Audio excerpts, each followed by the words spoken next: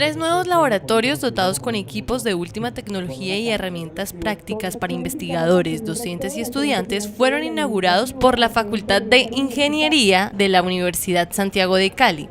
Estos nuevos espacios posibilitan una educación de alta calidad con modernos recursos que soportan tecnológicamente la enseñanza de las disciplinas de la ingeniería. La Facultad de Ingeniería tomó la decisión desde el año pasado de empezar a indagar, a hacer benchmarking en las mejores universidades del país, de cómo esas instituciones líderes estaban implementando esa iniciativa mundial del CDO.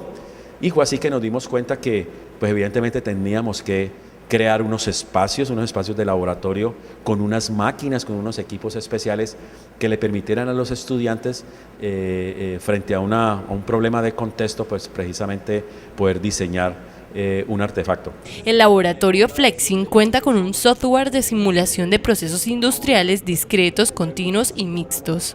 El Creative Lab o Fab Lab es un sitio de producción de objetos físicos a escala personal o local que agrupa máquinas controladas por ordenadores. Tienen una impresora 3D, escáner 3D y una cortadora láser. El laboratorio STEAM consta de 7 estaciones robotizadas que simulan procesos industriales de distribución, transporte, verificación, separación, procesos, control de calidad y clasificación. La facilidad es que podemos simular procesos que se manejan en las empresas, como por ejemplo esta máquina que simula un proceso de almacenamiento.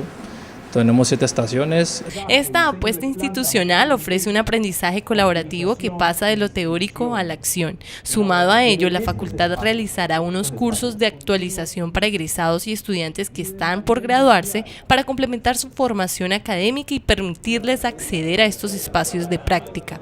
Con esta nueva infraestructura continúa en ejecución el Plan de Desarrollo 2014-2024 impulsado por el rector Carlos Andrés Pérez Galindo y su equipo directivo con el fin de garantizar la alta calidad institucional.